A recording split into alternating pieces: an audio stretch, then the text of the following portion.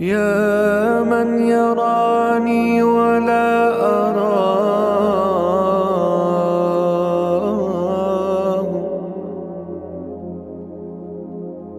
يا من يراني ولا أراه. انظر بعين الرضا لحالي، انظر. أعوذ بالله من الشيطان الرجيم.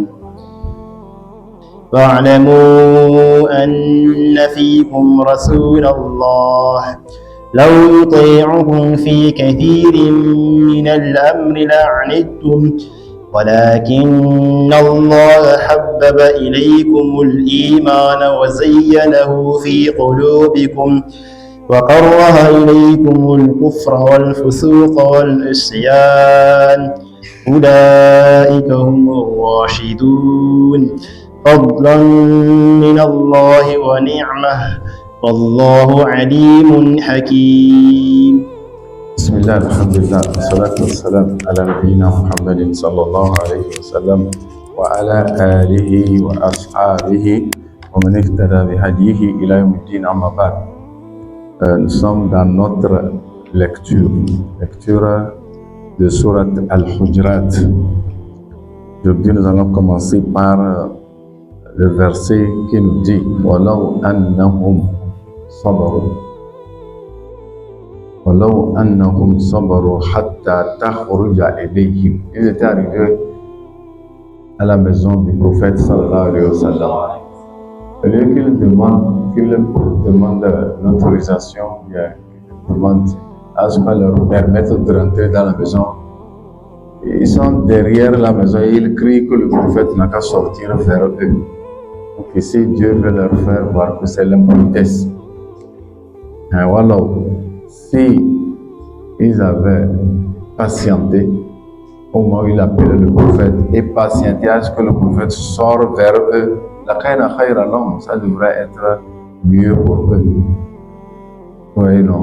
Et ils veulent que lui, le prophète, n'a qu'à sortir vers eux. Il disait, le Dieu dit non, ils avaient eu cette patience après qu'ils ont reçu la voix de l'appeler et qu'ils sortent vers eux. C'était bon pour eux, mais ils ne l'ont pas fait.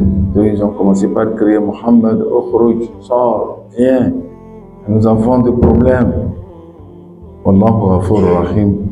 En tout cas, Dieu dit, entre les deux, Dieu est tolérant, Rahim et miséricordieux. Ça veut dire ici que ces gens n'ont pas respecté cette politesse. Et Dieu les a tolérés parce qu'ils ne connaissent pas. Comme ça aussi dans notre religion, il arrive que vous commettiez des fautes, des péchés, des erreurs. Si ça émane de votre non-connaissance, Dieu tolère le jahl. Si ça émane de la non-connaissance, Dieu tolère. Il tolère. Parce que ceux-ci ne connaissent pas. Sinon, si c'était des vrais disciples qui connaissaient la place du prophète sallallahu alayhi wa sallam, ils ne devraient pas l'appeler par derrière la maison et crier qu'il n'a qu'à sortir vers eux. C'était un comportement que le prophète a refusé après tout parmi les Arabes. Quand quelqu'un vient à l'homme, il veut que lui le sorte vers eux. Mais plutôt dans le bon règlement, c'est que vous allez demander excuse. C'est pourquoi dans un autre verset, le prophète, Dieu a recommandé à ce que la ne rentrez pas dans les maisons qui ne sont pas les vôtres, jusqu'à ce que vous demandiez d'abord l'autorisation de rentrer.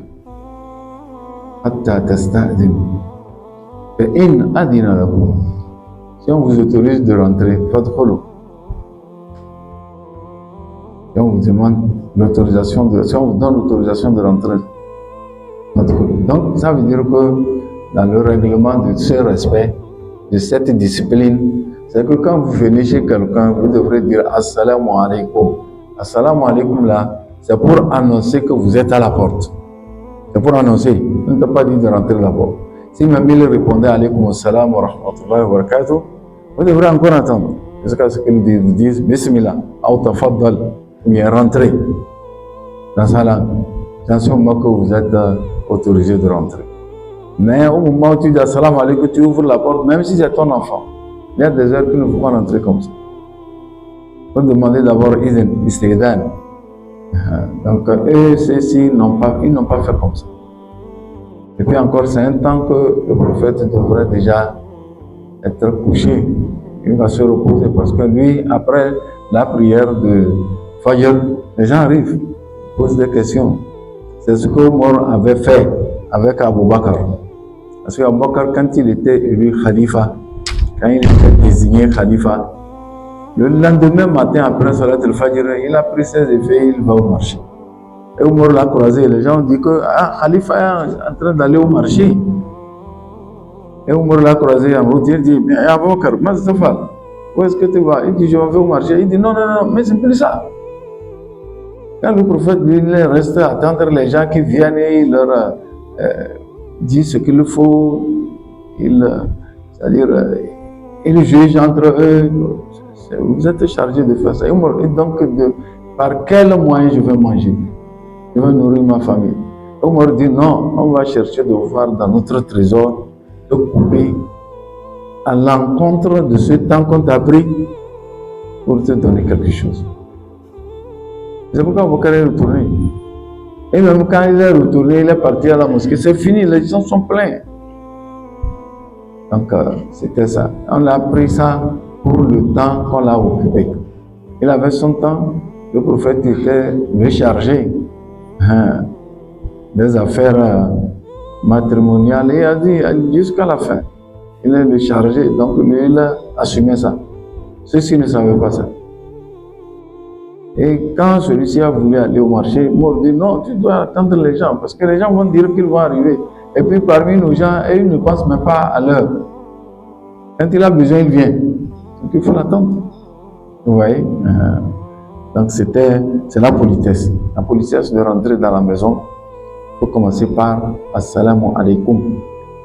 Et après Assalamu alaikum, si on te répond alaikum salam, tu attends encore. On te dise Bismillah. Autre, tafaddal, entrer. C'est comme ça. Avant de rentrer. Donc Omar avait fait un grand problème. Et les gens l'ont quand même blâmé, mais après tout, ils ont compris que qu'est-ce que Omar voudrait faire. C'est-à-dire qu'il était rentré sur les gens, il n'aimait pas passer par la porte. Il est rentré sur les gens sans dire salam alaikum. Parce qu'on a appris que ces gens-là, après la prière de Isha, ils se regroupent dans une des maisons boire. À l'époque là. Mais c'est le temps de Omar aussi. Le prophète, on avait interdit la boisson après le prophète, dans le temps du prophète. Après Abu Bakr 2 ans, le temps de Omar. Et il a voulu traiter cette affaire comme ça. Il est traité sur un point de dire que Omar a vu ce que vous faites. Et il est rentré par, ce n'est pas par la porte. Il a escaladé le mur pour rentrer. Bon, quand il est rentré en même temps, il les a trouvés, chacun d'entre eux tenait calebasse. Les trois, ils tenaient calebasse. Et Omar s'est tué, il n'a pas fait salam alaikum, et il les regarde. Il les fixe, il les a fixés. Et quelqu'un parmi les trois dit que, non, si même il arrivait que nous, on a tort parce qu'on a fait un péché, toi tu as fait 3 péchés. C'est pourquoi Omar le laisse. C'est pourquoi il a dit ça. Il connaît Omar. Il sait qu'Omar va le taper. Il va le punir. Mais il dit oui, vous avez fait 3 fautes. Omar dit la première. Et Dieu a dit dans le Coran de passer toujours par les portes. Tu as escaladé le mur. Omar dit non. Et deuxième, il dit, on a demandé à ce qu'on dise salam alaikum d'abord. Et le musulman a droit de te renvoyer ou bien de t'accepter à rentrer. Tu n'as pas dit salam alaikum. Nous, on ne t'a pas répondu et on ne t'a pas dit de rentrer. Mourari, il dit troisième. Il dit troisième point, c'est que Dieu nous a dit dans le Coran, voilà tajassasu. Maintenant, tu es venu pour faire tajassus. Qui t'a amené? Qui t'a parlé que nous vivons? Donc tu es venu dire tajassus. On dit, excusez-moi, j'ai vraiment tort. Et est-ce que vous me permettez maintenant de passer par la porte? Ou bien que j'escalade? Il dit, non, vous pouvez passer par la porte. Et Omar dit, bon. Il dit, oui, allez-y. Quand Omar est sorti, l'autre qui a fait ça, mes frères, qu'on le suive en même temps. Sinon, s'il rentre à la maison, il envoie quelqu'un pour nous chercher ici. Ça veut que des problèmes. Donc, on a qu'à le suivre en même temps. Et ils l'ont fusil joué en même temps. Arrivé, Omar lui est entré dans sa maison. Et après, il dit salam alaikum. Omar s'est tué. Il dit salam alaikum. Les enfants parlaient à Omar quand il y a des gens qui font salam. Il dit répondez-les et demandez qui sont ces personnes-là qui viennent après la prière de chercher une homme. Et le gars là aussi dit que c'est nous. Tu nous avais visité tout à l'heure là. C'est nous. Nous sommes venus pour te faire salam alaikum. Il dit on ne fait pas visite après Isha à quelqu'un. Et il dit vous l'avez fait tout à l'heure. Donc il faut nous permettre qu'on rentre parce que nous sommes obligés de te suivre. Il dit bon venez. Il dit ah Omar, il faut nous pardonner. Nous savons que vous n'avez pas fait des fautes. C'est pour nous attraper. Et que si on a vu vraiment que Omar nous a vu tenir les calebasses et boire, on n'en sortira jamais. Nous savons ce que vous voulez. Mais Allah est lois. Nous demandons pardon. Omar s'est tué. Jusqu'à ce qu'un d'entre eux dit ah Omar, c'est que bon, si même nous demandons pardon, maintenant on peut nous battre. Il n'y a pas de problème. Mais c'est qu'on ne va plus recommencer. Omar dit c'est ce que je veux. Parce que si vous avez vu que je vous ai vu, vous n'allez plus recommencer. C'est pourquoi je me suis donné la peine de passer par des erreurs. Je connais bien ce que vous avez dit et vous avez raison. Mais c'est que vous ne recommenciez plus. Et jamais, si j'entends encore que ça se passe, je ne vais même pas chercher à voir si c'est vrai ou pas. Je vous amène à l'enfer. Je dis, oh, c'est fini ça, on ne va jamais plus faire ça. Et puis c'est fini, c'était arrangé. Et ils ne l'ont plus fait. Ouais, donc c'est comme ça. Le prophète sallallahu alayhi wa sallam aussi était allé chez Othman radiallahu anhu. Mais ce qui a, le cas nous a amené une éducation. Le cas du prophète avec Othman. On a compris que l'état d'un musulman est tout moment pur. Le musulman est pur. Le musulman ne peut jamais être souillé. Le musulman al-Mu'min qui connaît son Seigneur est tous les temps pur. Ouais. Quand il était allé, il dit Assalamu alaikum wa rahmatullahi wa barakatuh. Ousmane est venu à la porte, il a su que c'est la voix du prophète, il n'a pas répondu. Il a entendu un peu. Il a encore dit Assalamu alaikum wa rahmatullahi wa barakatuh. Il n'a pas répondu. Et troisièmement, il a dit Assalamu alaikum wa rahmatullahi wa barakatuh. Il n'a pas répondu, il est retourné. Après tout, après quelques temps, arrivé à la maison, après quelques temps, Ousmane est arrivé. Il dit Assalamu alaikum ya Rasulallah. Il dit bon, rentre, Omar, qu'est-ce qui t'amène? Il dit je vous ai entendu dire Assalamu alaikum wa rahmatullahi wa barakatuh. Mais en ce moment-là, il y avait Janaba sur moi. Je ne me suis pas encore lavé de Janaba. Et j'ai aussi refusé, et je crains de vous répondre alaykoum salam, je suis dans l'état de Janaba. C'est pourquoi je suis rentré vite m'approprier, me purifier, avant de venir vous répondre. Donc je demande pardon, est-ce que vous ne me preniez pas ça? Mais qu'est-ce que le prophète a dit? Il dit ça c'est rien. Mais innal mu'mina la yanjus. C'est ce qu'il a dit. Il dit innal mu'mina, un fidèle, celui qui s'est donné à son Seigneur avec sa belle croyance, C'est ce qu'on appelle Moumin. Donc, Moumin, c'est celui qui s'est donné à son Seigneur. Deuxièmement, il a une bonne croyance. La bonne croyance, c'est que vous n'associez jamais à Allah quelqu'un d'autre. Ça veut dire que vous avez bien compris qu'il a été seul, unique, qui a créé. Donc, l'unique créé doit être l'unique aussi adoré.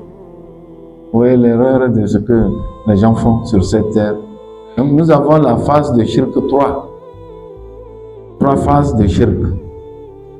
La première, c'est que ne même pas penser à Allah.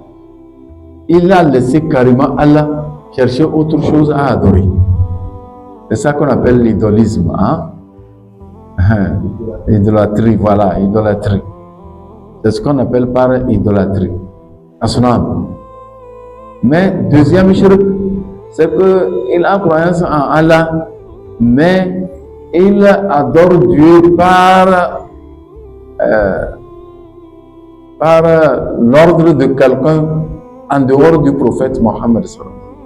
Comme nos frères qui sont Tijaniya, ici on dit que c'est nid, jalousie. Le prophète sallallahu alayhi wa sallam l'a demandé quel est le plus vice qui est très très fort auprès d'Allah. Et le prophète dit Antaj'ala lillahi niddan wa huwa khalaqak, et mettre Allah comme co-épouse alors que c'est lui seul qui t'a créé. C'est-à-dire partager quelqu'un avec Allah dans ton adoration. C'est Allah qui a demandé à ce qu'on fasse salat, n'est-ce pas? Mais chez beaucoup de Tijaniyoun, ils ont la photo d'Ibrahim Niass vers Qibla. Quand il lit Fatiha, il regarde Ibrahim Niass et il fait sujoud tout à Ibrahim Niass. Donc, c'est-à-dire il a amené Ibrahim Niass associé à Allah dans l'adoration de la prière. Parce que le prophète dit que ça c'est très mauvais. C'est très mauvais, c'est le péché le plus pur, le plus pire plutôt. Le péché plus pire auprès d'Allah, c'est que vous avez croyance en votre Seigneur Allah, mais vous associez quelqu'un dans les prières que vous faites pour Allah, quelqu'un d'autre. Et ceux qui adorent les Tijani, ils ont la photo comme ça. C'est comme ça chez Ahmed, c'est Ahmadiyya, c'est comme ça chez Shia, tout cela. Tous ces gens-là, ils ont les photos comme ça. Et Shirk, troisième partie, ça c'est un peu divisé. Vous faites la prière en Allah, vous sentez que c'est à cause de vous le faites pour Allah, mais au moment où vous le faites, vous voulez faire voir que vous connaissez faire, que vous sachez faire. Surtout au moment où quand on lit le Coran, si vous sentez déjà que vous lisez mieux, c'est vous qui connaissez à lire, vous voulez faire voir aux gens que vous lisez bien le Coran, c'est fini. Dieu quitte ta page, il quitte une sorte de ça. Vous voyez, donc c'est les 3 catégories de shirk. Bon, ce shirk-là, rien rentre dedans. Faire voir. Et aussi takabur rentre dedans. Égoïsme, fierté, tout cela rentre dedans. Ce shirk-là. Et après tout, quand on va prendre ça, on paye que c'est comme s'il a fait l'idolâtre. Oui, donc c'est les 3 shirk que Dieu n'a pas voulu jamais, il n'accepte jamais que nous passions à ça, que nous rentrions dans ça. Donc Allah nous égare de ces vices.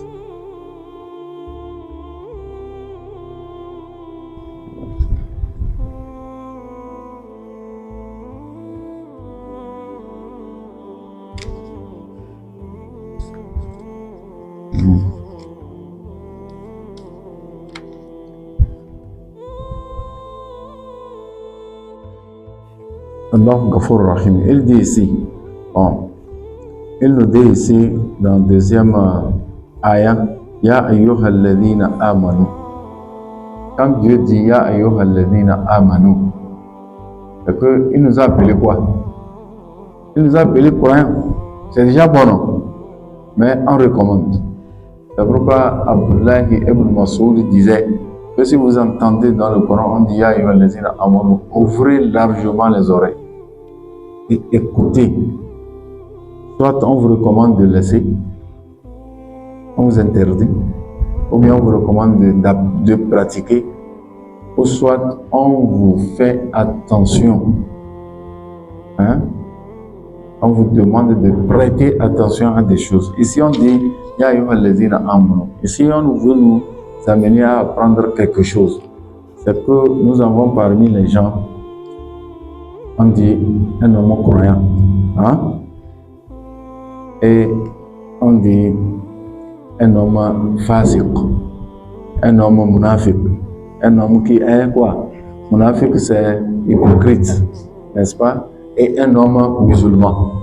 Aujourd'hui, donc, nous allons apprendre les catégories de iman. Dans cette ayah, nous allons apprendre les catégories de iman. L'iman commence par la parole. Cette parole, c'est iman. C'est-à-dire, vous attestez qu'il n'y a aucune divinité en dehors d'Allah et que le prophète Mohammed sallallahu alayhi wa sallam est son prophète. Ah oui, son messager. Donc ici, cette parole est prononcée par la foi. C'est iman.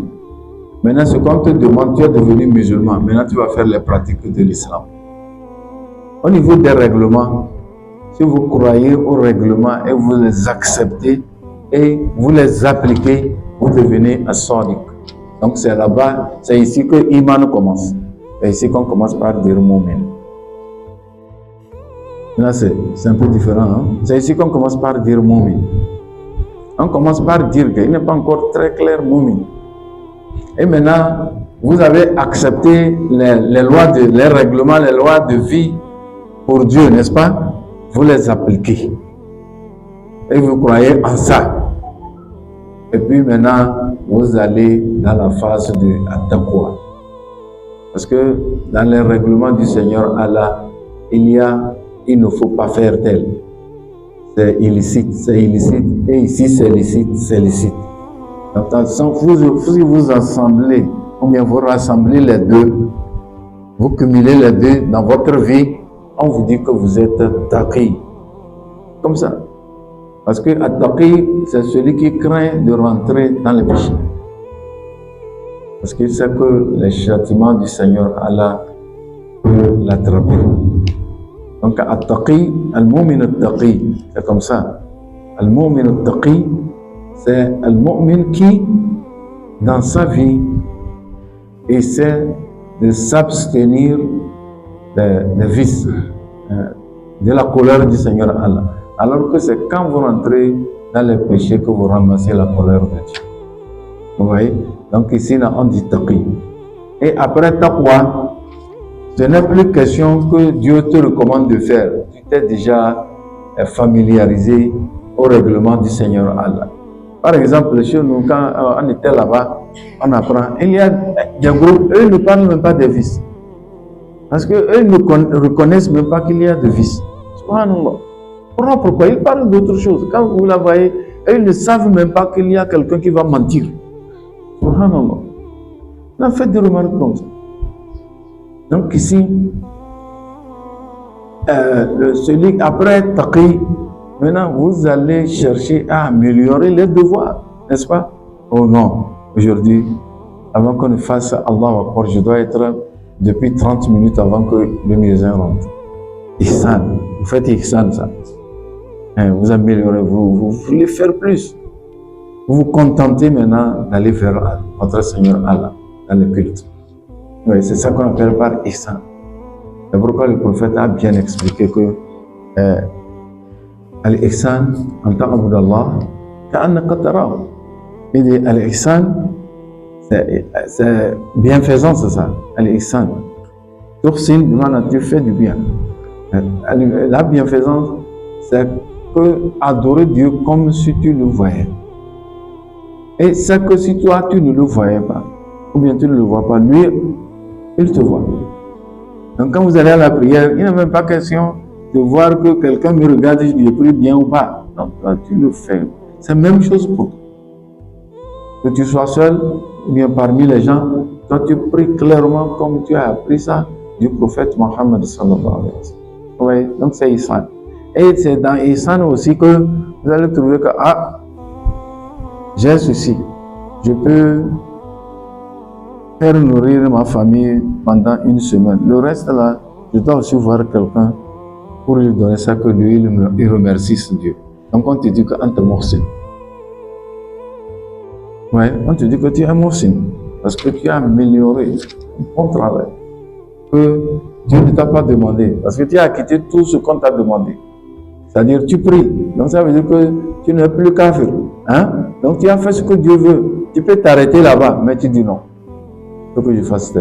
Soit un beau jour, vous allez faire la visite à quelqu'un pour monter, ou bien remonter un peu, élever un peu sa émotion, parce qu'il a été atteint. C'est excellent. Ouais. C'est quand vous allez chez lui, il sera content. Il dit, oh, celui-ci est venu à ma visite. Allahu Akbar. Mais il va faire l'effort de t'écouter. Il va aussi glorifier Allah, dire que, vraiment. Donc il y a des gens. C'est comme ça que le prophète disait dans une de ses paroles, et les éléments ont pris ça. Ils disent, essaie de vivre avec un bon comportement parmi tes frères, de fait que si un beau jour tu sors parmi eux, tu rentres pas. Tu viens à eux, ils disent que une fois que ceux-ci sont avec nous, nous voyons que le bonheur est encore toujours là. Allahu Akbar. Oui, c'est une bonne recommandation éducative pour surtout vous les jeunes. Très très bon. Si vous commencez maintenant, vous allez trouver que c'est très facile. Abdullah ibn Omar, c'est lui-même qui porte son fardeau. Et puis dans le fardeau, c'est quoi? C'est du pain. Manger pour distribuer aux gens. Il n'a jamais recommandé son enfant d'aller faire ça. Donc c'est Mohsin. Il a payé. Au lieu d'envoyer les gens pour qu'on leur donne, non, c'est lui-même qui prend ça par derrière son dos et aller distribuer. Un jour, il est malade. Son enfant, sa femme sont auprès de lui. Omar ibn Abdullah. Il est auprès de lui, il voit, il dit que peut-être c'est sa faim ou quoi. Après minuit, il s'est réveillé. Il était rentré dans le coma, mais il s'est réveillé, il dit, oh, alhamdulillah, alhamdulillah. Il dit, oh, qu'est-ce que vous faites? Allez-y dormir. Il dit, oh papa, depuis là, tu te parlais, tu ne nous écoutais pas, tu es rentré commable. Et tu nous dis de partir, il dit, oh non, ça va, je suis bien. Dieu l'a réveillé pour aller faire. Là, il a. Son enfant a pleuré. C'est après sa mort que l'enfant dit ça. Il dit, Ozo, rentrez. Oh non, ça va. Ça va. Oh, papa, ça va. Oh, alhamdulillah, c'est très miraculeux. Depuis Maghreb, là, on ne savait même pas où tu es. Et puis tu nous dis, ça va. Il dit, oh, ça va, très propre. Alhamdulillah. Il s'est même levé devant eux. Il dit, ça va, ils l'ont carté. Quand ils sont entrés, partis faire l'ablution, vite, faire ces rakas qu'il veut, il est sorti avec son sac, rempli de roses. Après, vers 3 heures, on fait Allahu Akbar, Allahu Akbar. C'est ça que jusqu'à Médine, jusqu'à présent, on a gardé ça. Makkah, on fait seulement un seul appel. Mais Médine, on fait 2. On fait à 3 heures et on fait à Fajr. À 3 heures, on le faisait depuis le temps du prophète. Ou bien 3h30. Ça dépend de l'heure de la prière, quoi. On voit que quand l'enfant a entendu la prière, l'annonce de la prière, il s'est levé en même temps, venir voir son papa. Quand il est venu, le papa n'est pas là. Et la prière aussi a commencé. Alors que Médine, il y a ce temps-là dont il parlait, il y a le froid, et la pluie tombe pendant le froid. C'est comme ça là-bas. C'est très étonnant. Comme en hiver, il pleut. Comment vous allez sentir le froid? Et il s'est tenu, il est sorti un peu, il l'a pas vu. Et après tout, il l'a vu, il marchait avec canne. Pour courir. Et il est sorti dans la pluie pour le prendre. Il dit, ah, As'Allah ta'ala an yataqabbala minkum. Il dit, quand? Est-ce qu'il a répondu à son nom? Il dit, quand? Wallahi, lahza. Seconde, dans la seconde que je vais sentir que ce que je fais, Dieu accepte, en même temps, il n'a qu'à me prendre. En même temps, il n'a qu'à me prendre. Il dit quand? Ce que Abdallah fait là, il sent que peut-être Dieu ne va pas accepter. C'est comme ça que le prophète a expliqué un des versets, non? Alladhina yutuna ma ataw wa qulubuhum wajilatun annahum ila rabbihim raji'un. Allahu Akbar. Alladhina yutuna ma ataw. Voilà, ceux qui donnent ce que Dieu leur a offert. C'est Dieu, c'est dotation ça. Tu n'as pas demandé, mais tu es en train de faire, tu exerces des travaux et Dieu met baraka. Mais eux, ils viennent à la maison, ils trouvent que, ceci, je dois donner ça à moi, dans la voie de mon Seigneur. C'est ce qu'on appelle par fils habilité. Malgré ce qu'ils font à cause d'Allah, personne ne le sait pas, leur cœur reste toujours bas. Ça bat quoi? Leur cœur bat forcément comme si demain en même temps, ils meurent et Dieu va leur poser la question. Qu'ils vont rencontrer leur Seigneur. Notre mère Aïcha, radiallahu anha, est venue dire, prophète, quand moi je lis, ya Rasulallah, quand moi je lis ces ayats, je trouve que c'est les gens que Dieu a guidés avec une forte croyance. Et tu dis, mais ils sont toujours restés dans les vices, dans les péchés. Parce que pourquoi quelqu'un va donner pour la cause de Dieu? Et son cœur va toujours battre qu'il va rencontrer son Seigneur. Ça veut dire qu'ils n'ont pas laissé les vices. Ils disent, subhanallah, ces gens-là sont très, très, très, très loin des vices, très loin des péchés, très, très loin des péchés. Mais ce qu'ils sentent dans leurs travaux que Dieu n'accepte pas. C'est pourquoi ils continuent par faire. Et ils pleurent à chaque travail qu'ils accomplissent, ils pleurent. Et ils multiplient astaghfirullah. Mes frères, vous voyez le degré de Iman ici. Lui, il a quitté les vices. Il n'aime même pas dans les vices que vous croyez. Dans les fautes, dans les... Non, il n'aime pas là-bas. Il n'est pas hypocrite. Il ne ment pas. Il ne fait pas du mal. Mais c'est qu'il a compris la place du Seigneur Allah, que même malgré tout ce qu'ils font du bien, ils craignent le jour qu'ils vont rencontrer leur Seigneur. Parce qu'ils gardent toujours en eux que peut-être Dieu n'a pas accepté. Bon, si Dieu n'a pas accepté, le lendemain, après la mort, Dieu va dire, oui, tu crois que tu as fait. Nous, on n'a rien vu. Parce que ce n'est pas accepté. C'est fini. Et ils sont allés à ce degré. Ce n'est même pas leur problème, tu as prié ou pas. Ce n'est même pas leur problème, tu as fait l'aumône ou pas, ou bien tu as fait le jeûne ou pas, ou bien tu es allé au Hajj ou pas. Non, ce n'est pas ça. C'est qu'ils croient que tout ce qu'ils font avec crainte de Dieu, ils croient que Dieu n'accepte pas.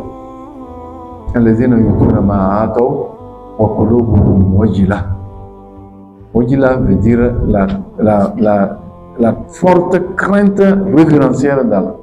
Vous craignez forcément, c'est-à-dire vous avez peur d'Allah.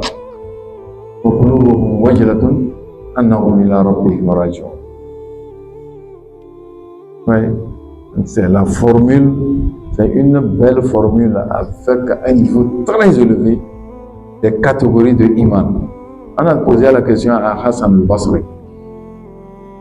C'est des éléments aussi d'une autre contrée qui sont venus. Quand les gens vont quitter Sokoné, venir à le ici, chez Hassan al-Basri, on lui pose cette question, on dit Hadith na fil iman ya imamana. Parce que Hassan al-Basri, il a vu ceux qui ont vu le prophète. Donc il est un homme antique, quoi. C'est-à-dire il vient de très loin.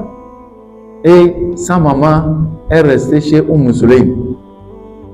Hassan al-Basri. Sa maman est restée comme une fille de Sulaym. Et quand même il a mis au monde Sulaym et Hassan al-Basri, sa maman est encore restée chez Sulaym. Et quand on envoie sa maman, c'est Sulaym qui allait Hassan al-Basri. Donc il est parmi les derniers qui ont vu ceux qui ont vu le prophète. Sallallahu alayhi wa sallam. Donc Hassan al-Basri, quand il parle de Iman, les gens écoutent. Même les ulémas, tous viennent écouter comment il dispose les paroles. comment il range les idées. Dieu lui a donné ça. Il arrive à bien ranger les idées. C'est-à-dire, il fait vraiment une synthèse qui est très à la crainte de Dieu. C'est pourquoi les gens viennent de loin le trouver. Et ceux-ci sont aussi tout là, ce sont des éléments. Chez eux, ils sont vraiment, ils disent, bon, nous sommes venus ici chez vous, ce que vous nous parliez de Iman. Il s'est tué. Il dit, vous voulez que je vous parle de Iman? Et il a amené cette ayah-là. Il dit, c'est-à-dire la foi que vous me demandez, si ça concerne la foi de ce que Dieu, le prophète a dit dans ses hadiths que Arkan il-Iman Sita, n'est-ce pas? Arkan il-Iman Sita, nous tous nous sommes des croyants. Parce que parmi nous tous, et vous et moi, parce que nous avons tous croyance en Allah. Nous sommes en ses prophètes, ses anges, ses livres, Al-Qadr, et le jour de la résurrection. Nous avons tous croyance en Allah. Mais si votre question traite à la définition, ou bien au sens de ayah que Dieu dit, Alladhina yutuna ma ataw wa qulubuhum wajilatun annahum ila rabbihim raji'un. Moi-même, je ne sais pas ma position auprès de ces ayahs. Comment je peux vous parler de ça? Je ne sais pas si je suis parmi ces gens-là. Donc, je ne peux pas vous parler de cela. Tous ont pleuré jusqu'à un longtemps, ils sont partis lui laisser. Si Hassan Basri dit que lui ne connaît pas sa position auprès de cette ayah,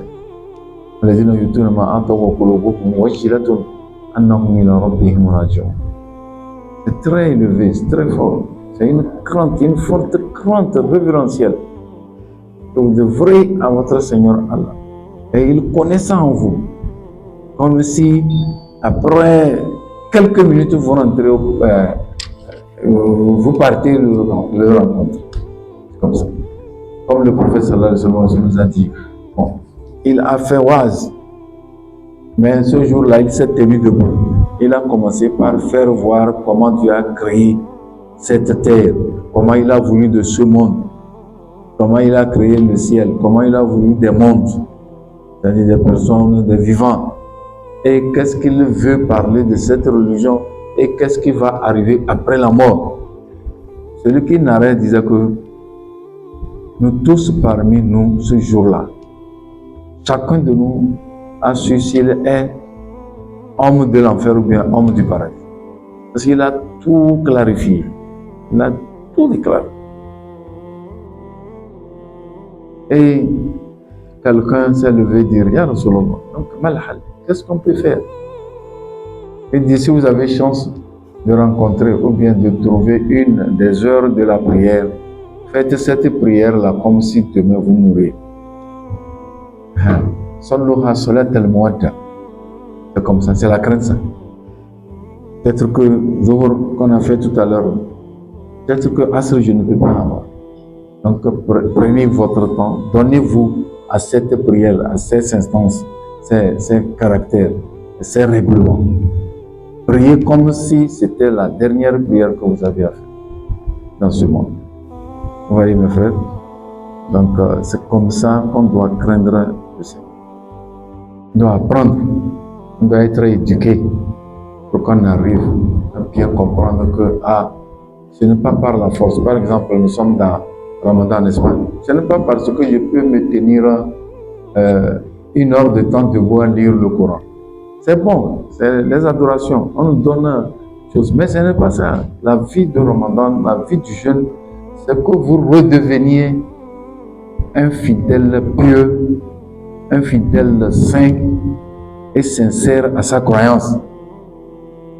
On verra. C'est ça Ramadan.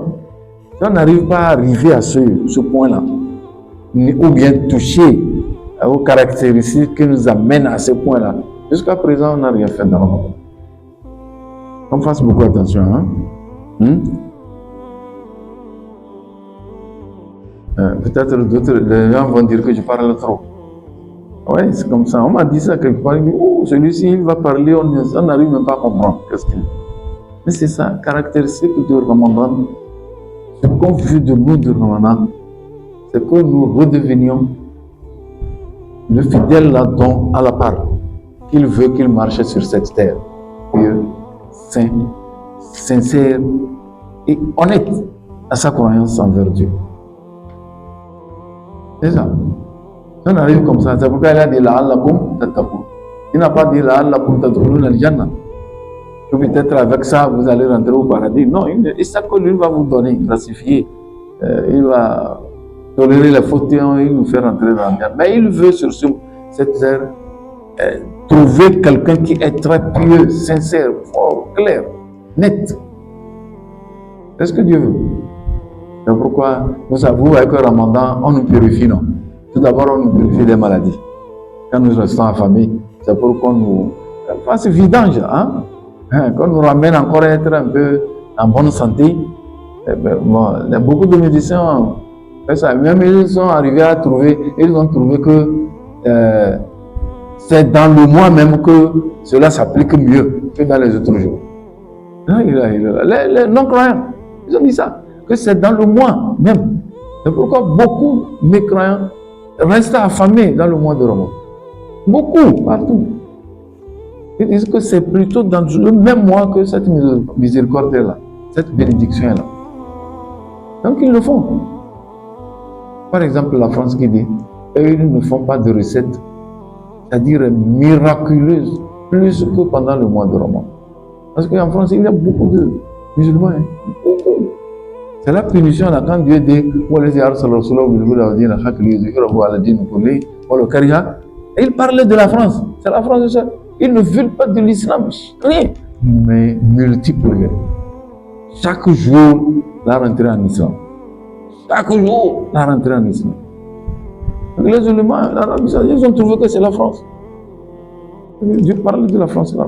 Parce que c'est des juifs là-bas, la France. C'est un secret. C'est rare que les gens connaissent ça. Juifs ou avec la France. Juifs ou avec. C'est pourquoi ils sont derrière tout ce que l'Israël fait. Comme ça. Et même parmi ceux qui deviennent les présidents, parmi eux, c'est des juifs. Mais le monde fait comme. Bon, d'autres peuvent connaître, mais la grande partie des gens, ils ne connaissent pas ça. C'est comme ça, ils sont derrière les Israël. Et Dieu dit, si même ils le refusent, un de leurs pasteurs avait dit ça en étant en Arabie Saoudite, il a dit ça. Il dit qu'après quelques années, de 40 au-delà, quand il parlait, je ne sais pas, mais c'est quand même dans les années 2000. Et de 40 au-delà, la France va devenir musulmane. Les pasteurs, des pasteurs, ou bien Fada la honte. Il dit que ça c'est clair. Il dit regardez partout, c'est les musulmans. Presque maintenant à Paris, on trouve beaucoup de maisons, il y a des musulmans. Et les Français même. Et puis la France, c'est Bajoboluga en France, non. C'est Mouzawar. Il y a des gens qui sont venus en ancien temps. Mais ils viennent du Pakistan, ils viennent de Bangladesh. Ce sont eux qui sont nombreux en France. Et leur nature, c'est l'islam. Ils sont nombreux en France. Les Français. Oui. Alors, si même qu'ils refusent, je le ferai. Oui. D'accord. Allah nous fasse miséricorde. Donc, c'est le degré de iman. Je pense qu'on a un peu appris aujourd'hui. Hein? Degré de iman, il faut le comprendre. Que tu redeviennes quelqu'un. Le prophète sallallahu alayhi wa sallam nous a dit ça aussi. Il dit, Dieu utilise les épreuves pour tenter quelqu'un et le purifier, qu'il devienne ce fidèle que Dieu veut sur cette terre. Allah. Donc Dieu veut de nous qu'on soit très propre, pieux, marche en éclair. Et il dit, donc il a utilisé la maladie pour purifier les mominins, les croyants, jusqu'à ce qu'il efface ses fautes. Il se lève sur cette terre, il marche sans aucune faute sur lui, sans aucun péché. C'est ce que Dieu veut. Si on arrive à comprendre Ramadan, c'est qu'on doit rentrer que plutôt on veut me transvaser. C'est-à-dire on veut me faire sortir d'un état à un autre état que Dieu accepte sur ce monde, et bien dans ce monde. Donc, qu'on fasse beaucoup attention, comprendre quel est notre degré de iman. C'est pourquoi il dit ici, Iza ja'akum fasiqun binaba'in fatabayyanu. Quelle heure est-il?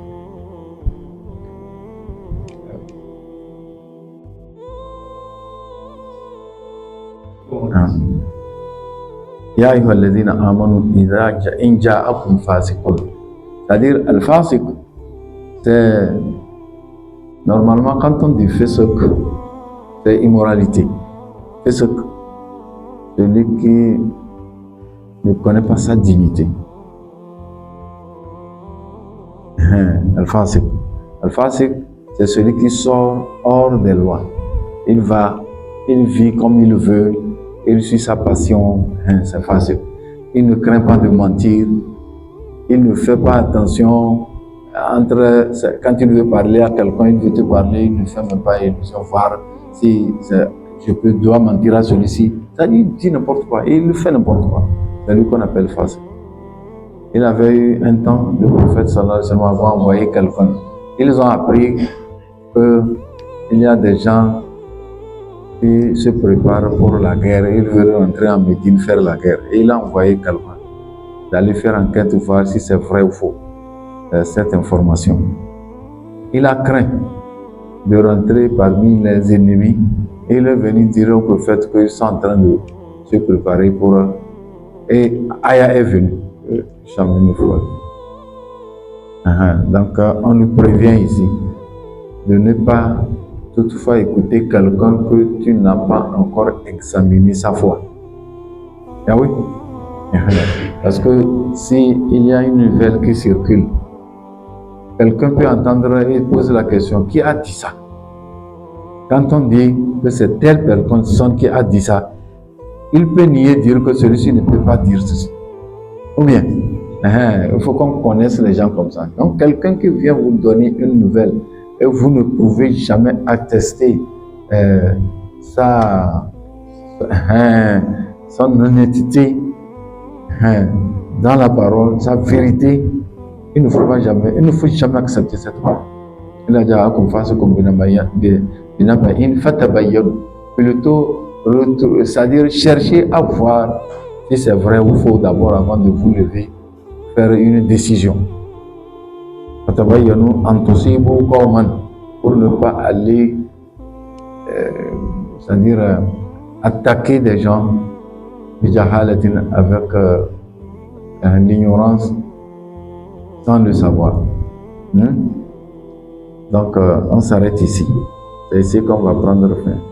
Et après tout, vous allez dire, c'est-à-dire vous allez vous blâmer de ce que vous avez fait, parce que vous avez écouté à une parole fausse et vous avez pris décision, résolution de faire quelque chose, après tout vous allez vous blâmer. Il ne faut pas le faire. Donc, n'importe quel temps que vous avez eu une information, il ne faut pas en même temps parler dedans. Il ne faut pas en même temps dire ton point de vue, mais cherche à voir si c'est clair, si c'est vrai. D'abord avant de parler. C'est une aussi éducation.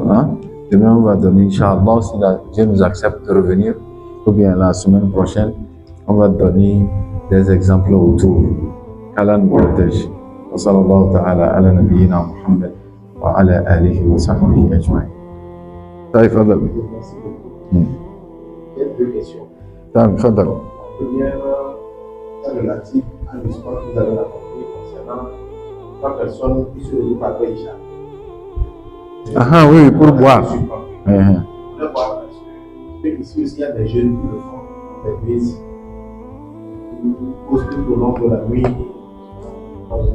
C'est pas bon, c'est pas bon. Bise. Non, c'est pas moi qui va dire haram. Sinon, c'est proche de haram.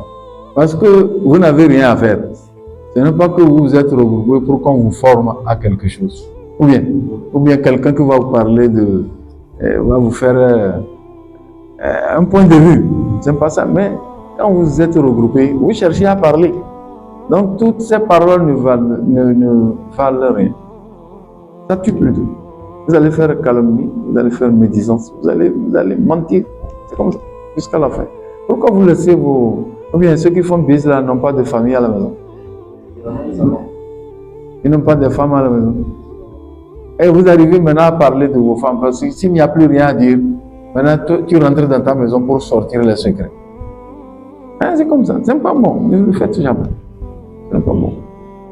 D'ailleurs, même pour un bon musulman, croyant, après Isha, il rentre.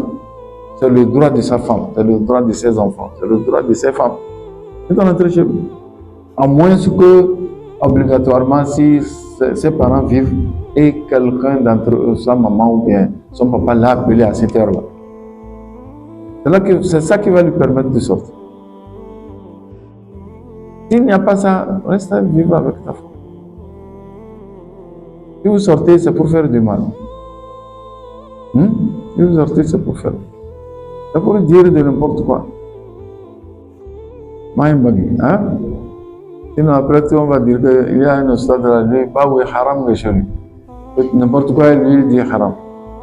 Donc, on ne dit pas haram, mais regardez qu'est-ce que vous faites dedans. Vous n'avez rien à faire. Seulement parler. Et après tout, vous dites vers 23 heures avant qu'il ne quitte. Il y en a. Ah oui, il y en a, ça c'est clair. C'est-à-dire, ils vont même vers minuit. Après minuit, même ils sont là-bas. Bon, quand est-ce que vous allez vous lever pour la prière? La prière de Tahajjud, dans laquelle Dieu t'attend pour qu'il te demande qu'est-ce que tu veux que je te fasse? Ou bien qu'est-ce que tu veux que je fasse pour toi? On va perdre le bonheur quand on reste là-bas. Et puis encore, on ne va pas vivre bien parce qu'on va parler de n'importe quoi. Alors que le prophète sallallahu alayhi wa sallam a dit, il n'y a rien des actes qui est rapide à faire rentrer l'homme au paradis plus que sa parole. Et à faire l'homme rentrer en enfer plus que sa parole. Oui, dans nos actes, il y a des actes qu'on fait avec action, n'est-ce pas? Et il y a des cultes parfois, et par le cœur, par intention, par la confiance. Donc, mais ce qui est très rapide, subhanallah, la hawla wa la quwwata illa billah, la ilaha illallah. C'est pourquoi il a dit wa aqimis salata inna salata tanha anil fahsha'i wal munkar wa la dhikrullahi akbar. Pourquoi il va dire que dhikrullah est plus akbar dans le bonheur que la prière? C'est parce que dhikrullah t'accompagne dans toute ta vie. Dhikrullah va te dire de ne pas aller au base. Là-bas, tu ne vas jamais faire dhikrullah. Vous allez là-bas, vous ne trouvez rien à faire. Ceux qui ont joué, c'est maintenant que vous allez rejouer ça par vos bouches. Et vous direz astaghfirullah lazim pour toi. Quelqu'un, je pense qu'on avait dit ça il y a longtemps, c'est-à-dire, Malak al-Maut disait ça. Dieu l'a posé la question, il dit, bon, depuis qu'on t'a demandé à faire tel là, vers qui tu es allé et tu as pleuré?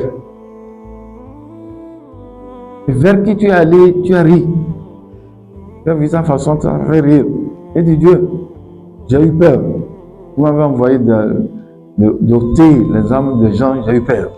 Et j'ai aussi pleuré et j'ai aussi ri. Il dit, bon, commence. Il dit, mais là où j'ai ri, c'est que quelqu'un était sorti et il a trouvé le cordonnier qui passe. Il dit, ah, viens, je te cherchais là. Tu vois, les sandales que tu m'as fait, très bon. Mais je veux que tu me fasses des sandales que j'utilise pendant 1 an ou 2 ans. Alors que lui, il attendait seulement qu'il termine ses inspirations, qu'il lui prenne là. Et donc, sa dernière parole, c'est que on n'a qu'à lui faire des sandales jusqu'à que lui va porter jusqu'à 1 an. Et lui l'a pris. Ça l'a fait rire. Bon, il allait.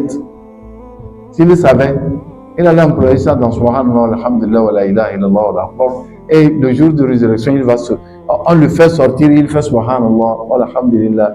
Ces gens-là, on leur pousse, on dit, laissez-les passer. Les gens vont dire aux autres, laissez ces gens-là passer. Et ils rentrent. C'est comme ceux qui ont payé des tickets. Quand ils viennent, ils rentrent. Toi qui n'as pas encore payé des tickets, tu dois rester, tu vas prendre la ligne. La queue. C'est si rentre. Lui-là rit parce que Sa dernière parole, il l'a utilisée dans les sandales. Pour un an encore. Et il ne sait pas que l'huile est déjà là. Il ne savait pas que l'huile est déjà là. Ça l'a fait rire. Et il dit, bon, le deuxième. Il dit, je suis allé voir quelqu'un. J'ai eu peur. Non, j'ai pleuré. Mais je lui ai ôté l'âme. Parce que c'est vous qui avez recommandé. Il dit, c'est qui? Il dit, vous avez recommandé à ce qu'on prenne l'âme à une femme enceinte dans la forêt. Vous m'avez envoyé à la forêt. Je suis allé trouver la femme. Au moment où l'enfant sort, on doit lui prendre l'âme. Quand lui, il est allé à la place où on a indiqué, il a trouvé la femme qui est en train de chercher Hatab. C'est comme si pendant, à l'époque là, elle allait chercher des bois de chauffage, quoi. Peut-être que c'est pour, après, quand elle va mettre au monde, on va employer ça pour l'eau chaude ou bien quoi. Et c'est-à-dire, elle avait difficulté de porter. Et c'est quand elle est en train de faire comme ça que la naissance est arrivée. Et l'enfant est sorti dans la forêt. Alors qu'on l'a dit, après la sortie de l'enfant, il faut lui prendre l'âme. Il a pleuré, mais l'heure est arrivée, il a fait ce qu'il faut. Il a fait un petit temps trouver l'enfant dans la forêt. Qui va venir? Il va venir chercher. Oh Dieu, vous êtes très fort. Qui va venir chercher cet enfant? Il dit, allons-y, troisième. Je lui dis, vas-y, et troisième. Il dit, vous m'avez envoyé aussi comme ça, j'ai eu recommandation pour quelqu'un. Quand je suis arrivé, il y a une force de vent qui est venue le pousser par derrière. Lui n'a jamais eu ça. Lui, on doit lui prendre l'âme sur son lit. Le gars est couché, mais quand lui l'a fait nier, il veut rentrer.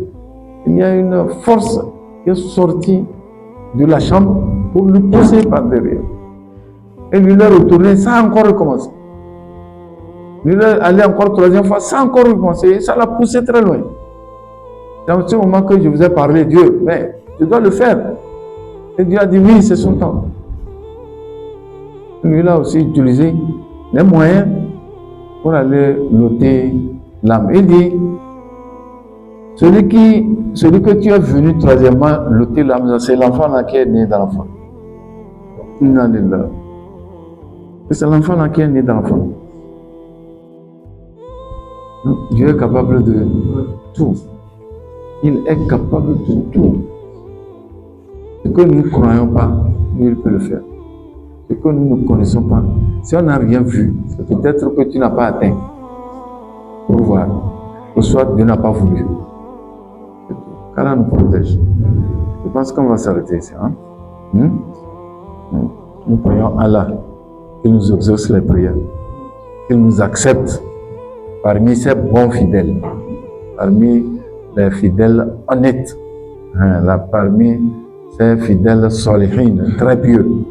Qu'Allah nous protège, qu'Allah nous fasse qu'on termine ce mois de Ramadan avec bonne santé et encore avec sa miséricorde et l'acceptation qu'il a acceptée. Qu'Allah nous fasse grâce de Laylatul Qadr. Qu'Allah nous fasse grâce de Laylatul Qadr. Qu'Allah nous accorde sa bénédiction dans Laylatul Qadr. ربنا آتنا في الدنيا حسنة وفي الآخرة حسنة وقنا عذاب النار وصلى الله تعالى على نبينا محمد وعلى آله وصحبه أجمعين. السلام عليكم ورحمة الله وبركاته. دائما لا ينام اجعلنا بجوار نبينا يوم الحساب وارزقنا